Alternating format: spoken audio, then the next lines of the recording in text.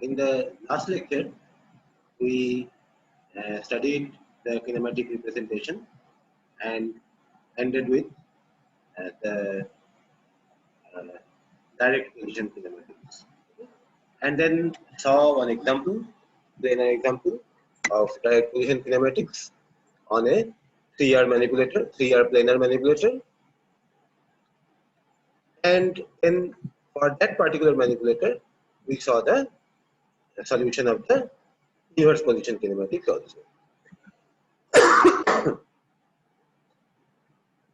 Now, the focus of this particular lecture is completely on inverse kinematics. So, we start with the equations of direct position kinematics and continue from that point. So, we saw that in the base frame, the expression for the end effector frame or hand frame, we get like this. And this is essentially the expression of the position and orientation of the hand as expressed in the base frame in terms of the joint variables. And each of these transformation matrices will be dependent on one of the joint variables. So this entire expression we can write symbolically in brief in this manner. And the problem of inverse position kinematics consists of finding the solution for theta if the x is given. That means this is given and we have to find out theta 1, theta 2, theta 3 and so on.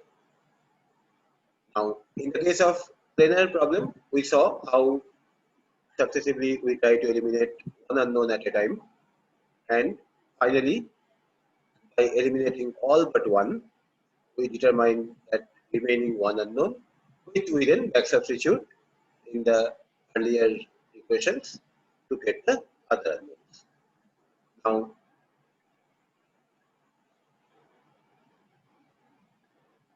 we also saw at a limited scale the issues of inverse position kinematics that may arise.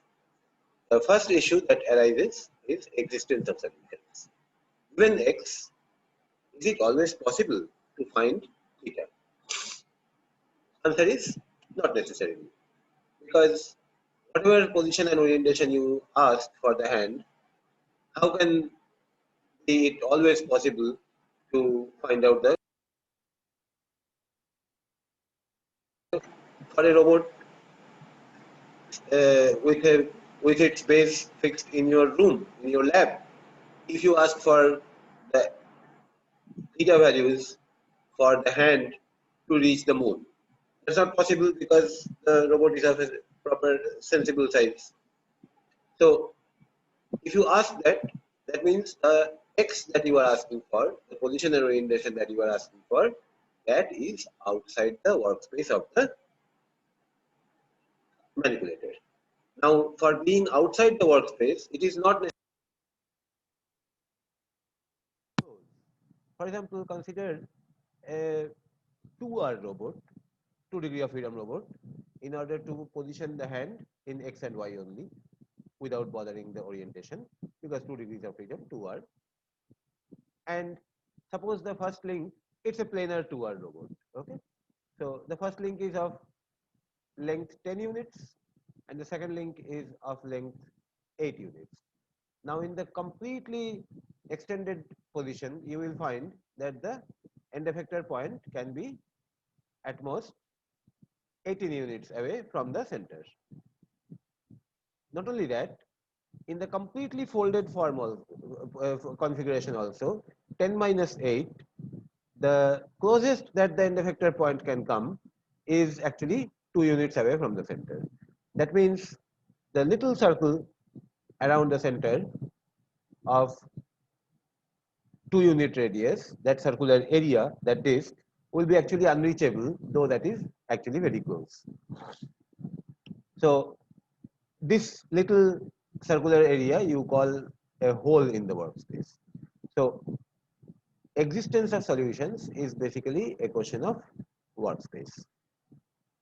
If you have asked for a position and orientation, a pose of the end effector for which finding theta is possible, some set of theta 1, theta 2, theta 3, theta 4 values makes it possible for the end effector to reach that asked for position and orientation. That means that this position and orientation, this pose is within the workspace of the manipulator. It may not be within the workspace. In that case, you say that you cannot find theta. That is, the solution for the inverse position kinematics does not exist. So there is a question there. The solutions exist or not. For direct position kinematics, you have seen that solutions will always exist because that is a mapping. Okay. Now, after existence of solutions, you may ask for uniqueness, and the solution, if it exists, is typically not unique. Even in the planar case, we have seen that there are two possible solutions. Okay. For the more complicated manipulators, the number of solutions may be even larger. Okay. Now that is multiplicity of solutions. Now multiplicity is a word which gives you an idea of more than one solutions, but finitely many, and that will happen when the manipulator that you are talking about is non-redundant. That means it has exactly that many degrees of freedom as many there are in the task space. That is, for the task that is expected for the manipulator to perform. For example, in the planar case, we found a 3R we used a 3R manipulator as example, and that was a complete case. That was a complete non-redundant case, because in a plane you can have at most 3 degrees of freedom of the task x, y, and theta, and that manipulator already had 3 degrees of freedom. That means x, y, theta in all 3 dimensions, that manipulator could give the end effector hand continuous motion. If you had less number of degrees of freedom, then all 3 x, y, theta you would not be able to control independently. Okay. Then you would say that you would define the task space as 2-dimensional x and y without bothering about the orientation. So if the task space has a dimension equal to the number of degrees of freedom that the manipulator has, then it is a non-redundant manipulator. Manipulator may have more degrees of freedom. For example, for a planar problem, planar task, rather than 3 degrees of freedom, you may have 4 or 5 degrees of freedom. And then, in that case, for every position and orientation commanded, there could be infinite configurations, infinite sets of values of theta 1, theta 2, theta 3, theta 4. Okay. So in that case, you have infinite solutions. And then you can talk of what is the best solution and so on for whatever purpose. And that is another issue, that it is also possible that number of solutions is infinite, and that will happen if the manipulator is redundant, kinematically redundant, that is having more degrees of freedom than the task requires. But this, in this particular course, we will not elaborate much, okay, because this is a little advanced stuff. In our advanced courses, we sometimes spend some time in this. Okay. In the basic course, we don't. However, we are interested in the solution methodology, solution procedure of inverse position kinematics problem for spatial manipulators. And in space, you have at most 6 degrees of freedom for the motion of the hand, x, y, z, and alpha, beta, gamma. Okay. So 3 positions and 3 orientations. So for general poses, positions and orientations, you typically need 6 degrees of freedom in the manipulator. And that is why a 6 degrees of freedom manipulator will be able to operate more or less universally in 3D space in all degrees of freedom within its workspace, of course. Now, some tasks may require less number of degrees of freedom, and if your tasks are like that only, which require less degrees of freedom, then you may operate with a smaller robot which has less degrees of freedom. That is possible. For example, SCARA has only 4 degrees of freedom. So right now we will study the solution of 6 degrees of freedom. Now, to find all solutions systematically for a 6 degree of freedom robot remained a big challenge for quite some time. And at some point of time, one solution appeared which turns out to be possible easily if the last 3 axes of the manipulator are concurrent. Z4, Z5, Z6. The last 3 joint axes are concurrent. And that made 2 kinds of senses. One is that if you think of using the first 3 joints to position the hand and the last 3 joints to orient it, then for orientation only, the last 3 joints can pass through a single point. They can be concurrent. The way we do, more or less, roughly, is that from the shoulder to the hand, it is 3 degrees of freedom, 2 here, 1 here, and finally we reach here. And after that, our hand is actually very small compared to the entire arm. And the wrist is actually an orientation device. Okay, a little bit of position control is there from the wrist to the fingers, okay, palm, okay, a little bit of distance is there, but that is minor. So in the case of manipulators, you can say that if the last 3 joints are concurrent, pass through a single point, then we will say that the job of last 3 joints is primarily orientation, and the positioning is achieved by the first 3 joints. This is one aspect of it.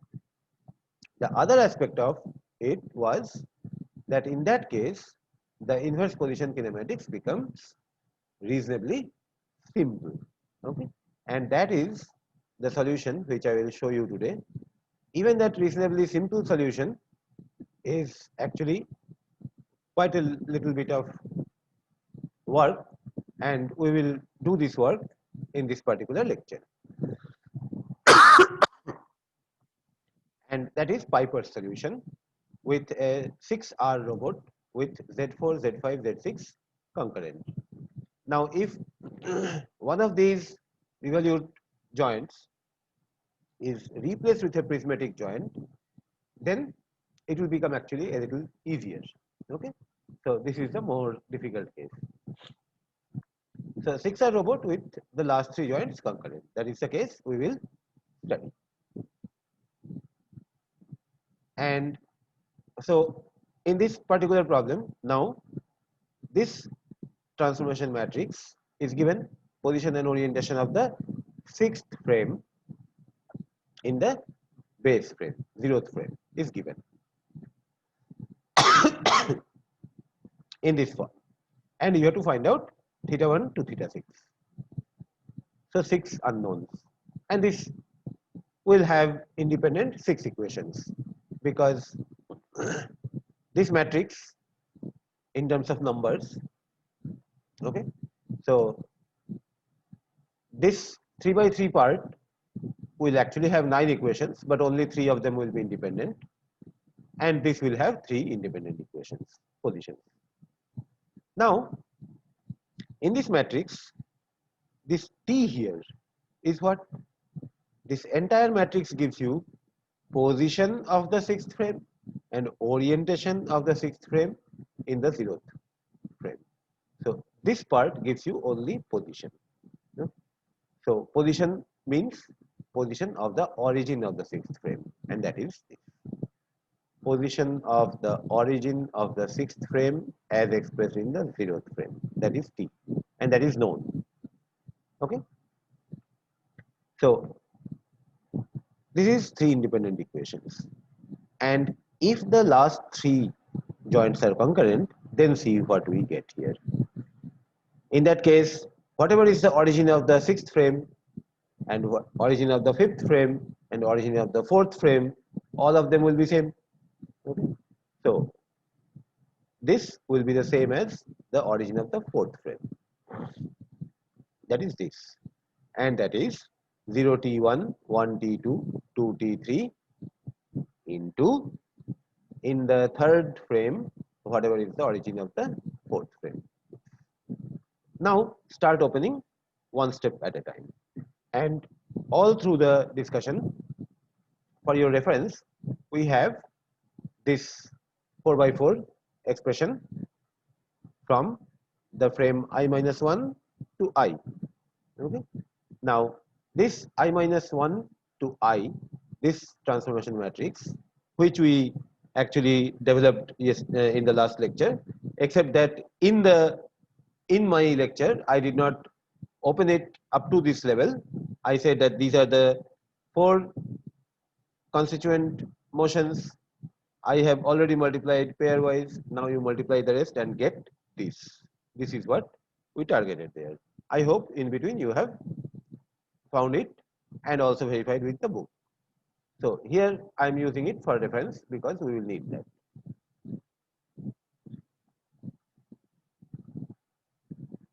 Now, if we use this for I equal to 4, okay, then this vector you get from these 3, okay, and the dummy one. So that will be A3 minus sin alpha 3 D4 and cos alpha 3 D4. That is this. And before that, all these 3 listed religiously. And Tx, Ty, Tz. Now you see, through the concurrency of Z4, Z5, Z6, what has happened in between? The 3 unknowns, theta 4, theta 5, theta 6, are already gone out of business. That means this origin and this origin, the 6th and 4th, are the same, and that is this. This is actually arm-wrist partitioning, decoupling. So arm structure and wrist structure have got decoupled.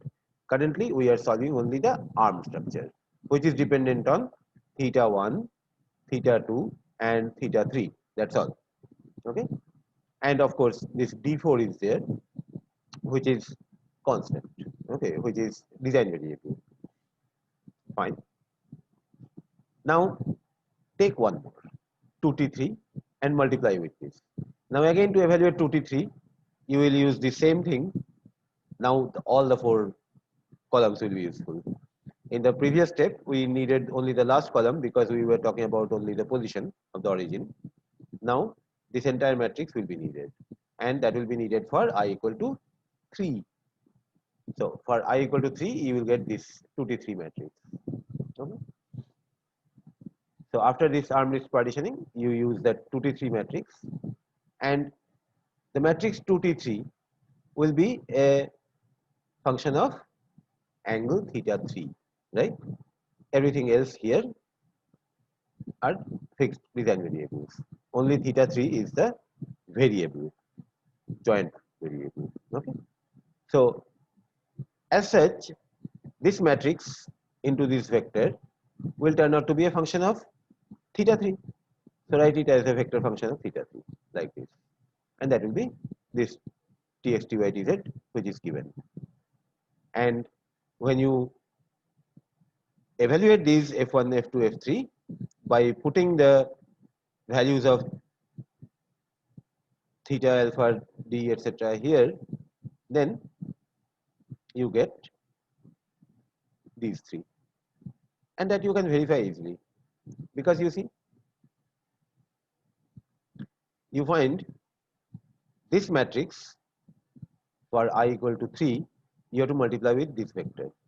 So see, this row into this vector. So A3 cos theta 3 minus sin alpha 3 d4 sin theta 3, that is sin alpha 3 d4 sin theta 3, plus cos alpha 3 d4 into, sorry, this way. Uh, let us see again. This is the row and this is the column. So A3 cos theta 3 minus sin alpha 3 d4 sin theta 3 plus this fellow into 0 plus 1 into A2, that A2 is here. That is the first entry. Second entry will be this second row into this column. That means A3 cos alpha 2 sin theta 3, A3 cos alpha 2 sin theta 3, and so on. So like this matrix for I equal to 3 into this vector, when you multiply, then you get the 3 entries and then 1, and that will be F1, F2, F3. Those expressions are here. Okay. The first one completely and the second one to begin with, I verified with you just now. And that's it for the time being. Okay. So this is in terms of theta 1, theta 3. Now in the next step, you put this also, multiply this 1 T2. That means now you evaluate this in terms of I equal to 2, and then multiply with F1, F2, F3, 1. Okay. So at one level, you will multiply in terms of F1, F2, F3. At another level, you can put these expressions for F1, F2, F3 and expand. Okay. So see both the levels.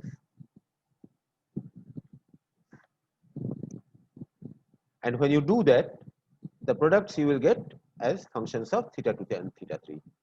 Theta 3 is already here, theta 2 coming from here, and that is this. And at the first level, when you keep the products in terms of F1, F2, F3 rather than these big expressions, then you have very simple cos theta 2 into F1 minus sin theta 2 into F2 plus A1 and so on. So in terms of F1, F2. If you put these expressions, then these will become the blow up big. So that right now we don't do. Okay. Right now we keep it in this form only. When these we can reduce up to an extent, then we will put F1, F2, F3 back in that. So right now at this stage, and then put this, that is the same transformation matrix for I equal to 1, and multiply with the simple tame vector G1, G2, G3 without opening right now all these things. And here you do a little clever thing.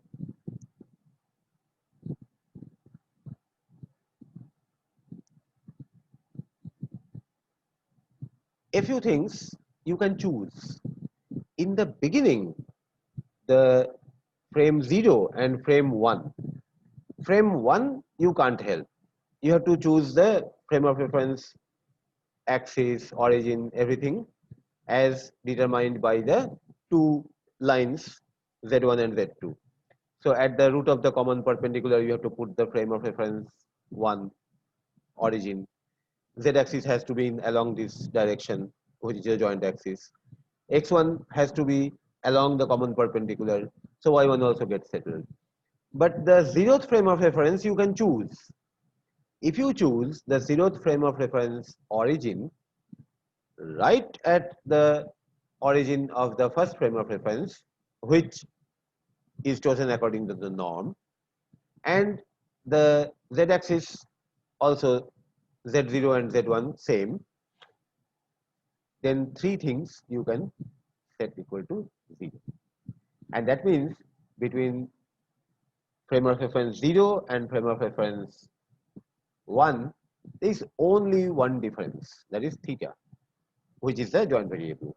Okay, so you can make the frame 0 coincident with frame 1 in every other respect, except that the xy plane of the frame 1 will execute rotation related to the common z axis.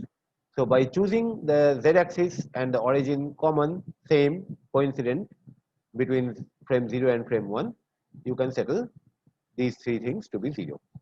And this choice is without loss of generality. And in that case, this last bit of multiplication becomes very simple, because with alpha 0, a0 and d1 chosen to be 0, see what happens to this. This is cos theta 1, this is minus sin theta 1, this is 0, and a0 is 0. Then cos alpha 0. Alpha 0 is 0, so cos alpha 0 is 1. So this is sin theta 1. And cos alpha 0, yeah, this is also 1. So this is cos theta 1. So you see, this is cos theta 1 minus sin theta 1, sin theta 1, cos theta 1. This is minus sin alpha 0, that is 0. This is also 0. This also 0, this also 0. Fine. Now here, sin alpha 0, that is 0. Sin alpha 0, that is 0. Cos alpha 0, that is 1. And here, cos alpha 0, which is 1, into d0, which is 0. So you see 0, 0, 0, 1, 0, 0, 1, 0. And here, cos theta 1 minus sin theta 1, sin theta 1, cos theta 1, 0, 0, 0, 0. So that is simply a pure rotation about the z-axis, and that is what it can be between frame 0 and frame 1, because that is the only difference, theta 1, that we have kept between frame 0 and frame 1 by choosing these three values, by putting the frame of reference like that. And therefore you find that this last multiplication is cos theta times this minus sin theta times this plus 0 into this plus 0 into this, that is this. The second row is sin theta into this plus cos theta into this plus 0 into this plus 0 into this. And the third one is 0 g1 plus 0 g2 plus 1 into g3 plus 0 into 1, that is g3, simple. So we get this. Okay.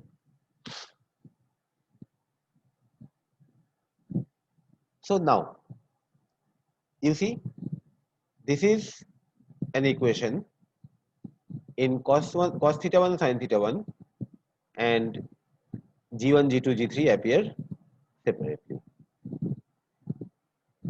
This is an equation between cos theta 2 sin theta 2, in which f1 f2 etc. are coming like that, and this is cascaded equations among cos theta 3 and sin theta 3, and constants appear in the coefficients. So we start solving from this end. Okay. So in the arm list partitioning, at the first step, we eliminated theta 4, theta 5, theta 6. Now we will start eliminating from the base side. How?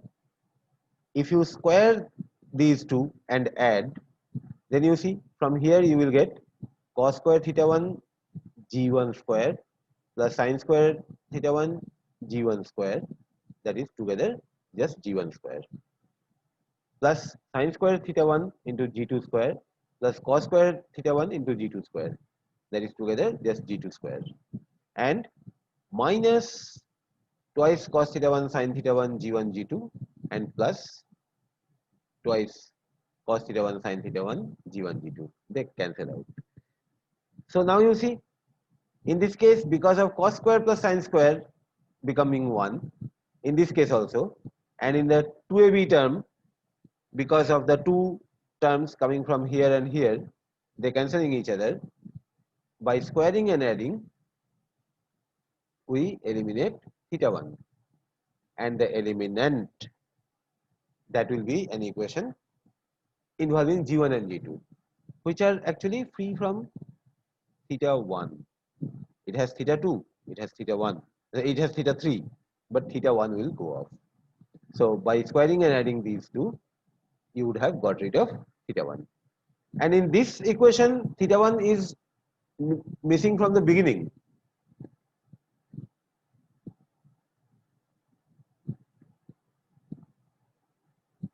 So you see, if you square and add these two, then you will get basically G1 square plus G2 square from this, and to that add G3 square also.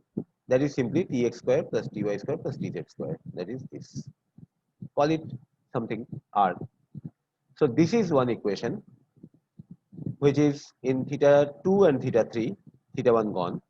And this is another equation itself, which is an equation in theta 2 and theta 3. Now, we will tackle these two equations in theta 2 and theta 3. Theta 1 is eliminated.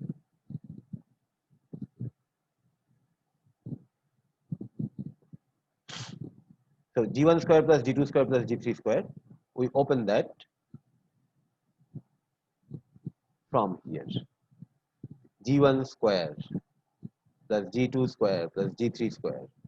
So this will be this square plus this square plus this square minus twice this my plus twice this minus twice this, and so on. Lots and lots of things. But see the flavor a little by considering what you get when you square these three things and add.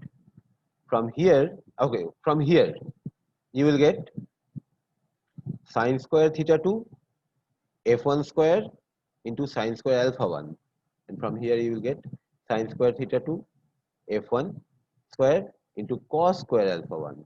When you add these two, sine square alpha 1 plus cos square alpha 1 coalesce together, and from these two squares you will get sine square theta 2 f1 square, and from here alone you will get cos square theta 2 into f1 square. As a result, the square of this, the square of this, the square of this together will give you f1 square. Similarly, the square of this, square of this, square of this together will give you f2 square.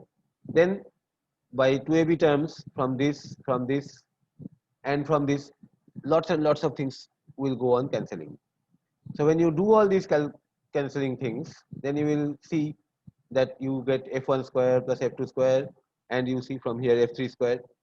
Now round looking nice terms, and you on your own at leisure you find out step by step by multiplying and adding and doing all those things that you indeed get this f1 square plus f2 square plus f3 square plus these two are constants, then twice d3 f3 plus twice a1 this stuff.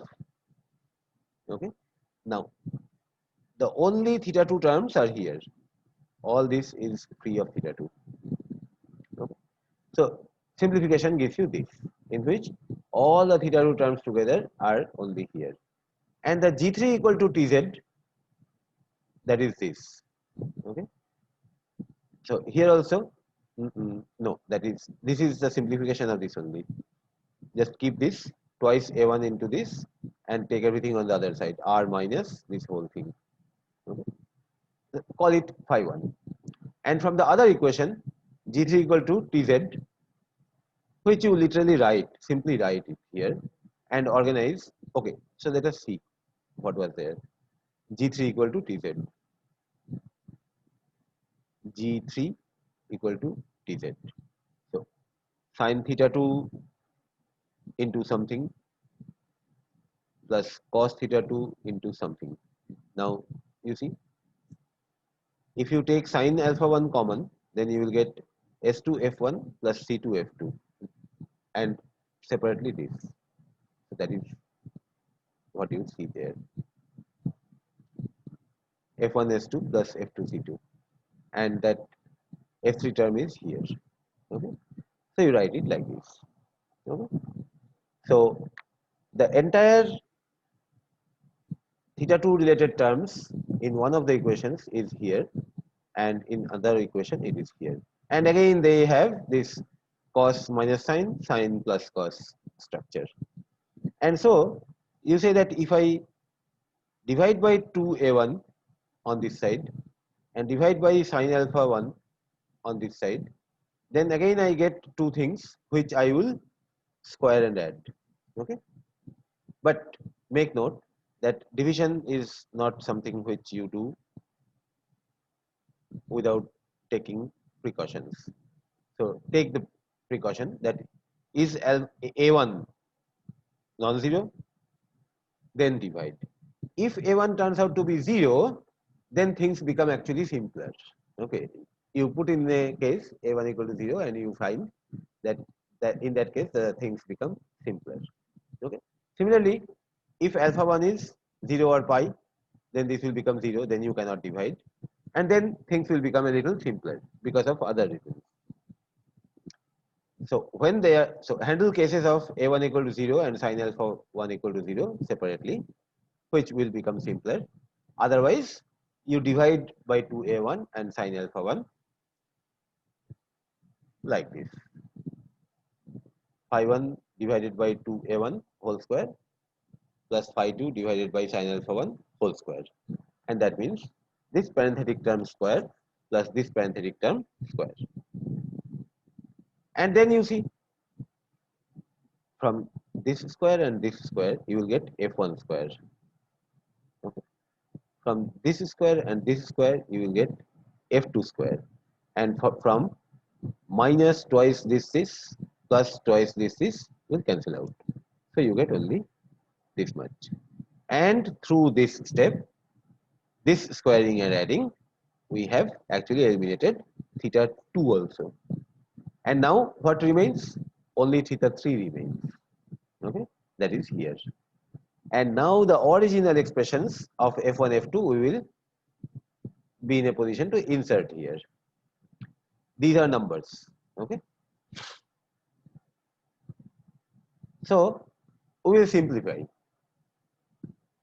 by putting those expressions of f1 and f2, and we will get a quadratic equation in cos theta 3 sin theta 3. You can check. These are to be squared, right? See, these are linear expressions of cos theta 3 sin theta 3. So square and add, so it will be quadratic expression of cos theta 3 sin theta 3 as mentioned here. And now a quadratic equation involving up to quadratic terms of cosine and sine requires some processing to solve.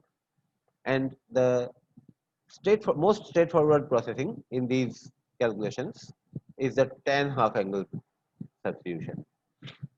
You can recall cos theta 3 equal to 1 minus tan square theta 3 by 2 by 1 plus tan square theta 3 by 2, and sin theta 3 is twice tan theta 3 by 2 by 1 plus tan square theta 3 by 2.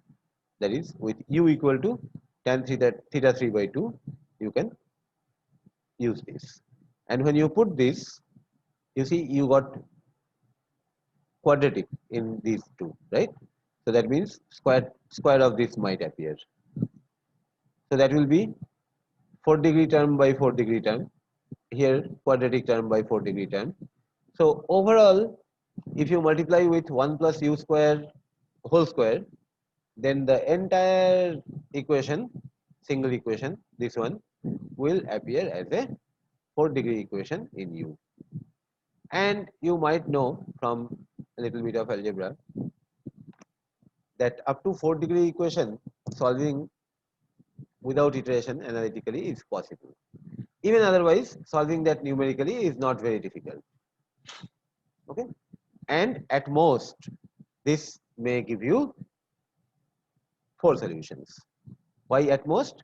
Because it may happen that in some instances some of the solutions are not real, they are complex. Okay, so for inverse kinematics problem, that doesn't make any sense. So from 4 values of u, you will get exactly 4 values of theta 3, because here you see you have got in half angles. Na? So after getting the value of u, you will get the value of theta 3 by 2 within plus minus 90 in half circle. And from that, the value of theta 3 you will double and get in full circle. Okay. So for every value of u, you will get a single value of theta 3. Okay. And when you put that theta 3 value in the earlier equations, earlier expressions, then for each value, each of these 4 values of theta 3, you will get only one set of values for theta 2 and theta 1. And here you have to exercise caution. The way we saw in the planar example, if you use only one of the equations from the old set, then you might get ambiguities. Whatever solutions that suggests, you should always check that solution, those solutions in the other equation also at that stage. So only one will remain validated. So overall, you will find 4 values of theta 3, and for each of them, a single value of theta 2 and a single value of theta 1. That means 4 sets of theta 1, theta 2, theta 3. Now for each such set, when you put that back,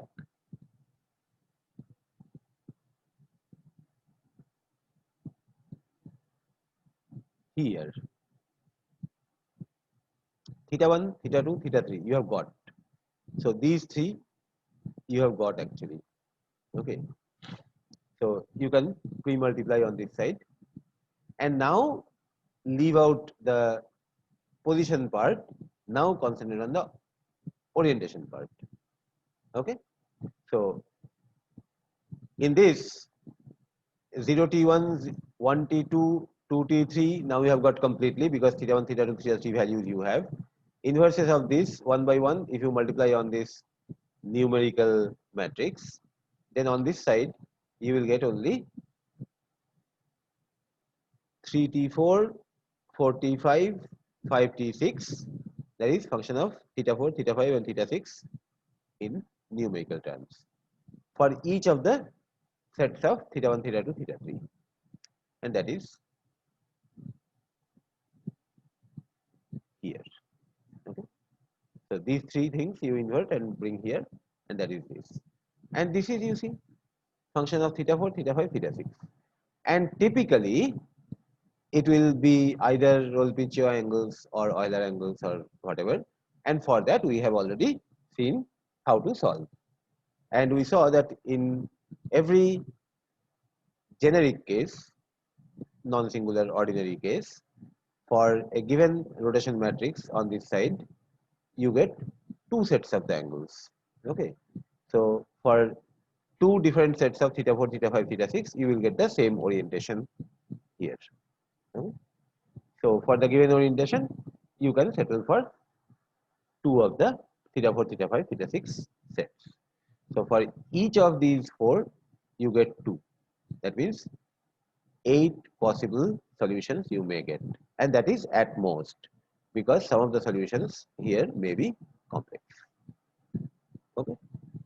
So this is the situation here, and this Piper solution becomes even simpler if some of the alphas, some of the twist angles are 0 or 90 degree, 0, pi, 90 degree. Okay. So if the 2 consecutive axes are parallel or perpendicular, then these calculations become even simpler. And that is one of the reasons why most early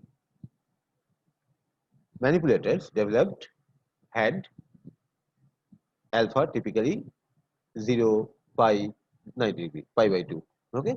So either parallel axis, consecutive, or perpendicular axis. That is the typical case.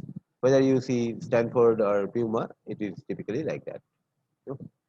So total of 8 solutions you get at most. There are situations when all the 8 solutions are real, but that is not most of the time the case. Now, what if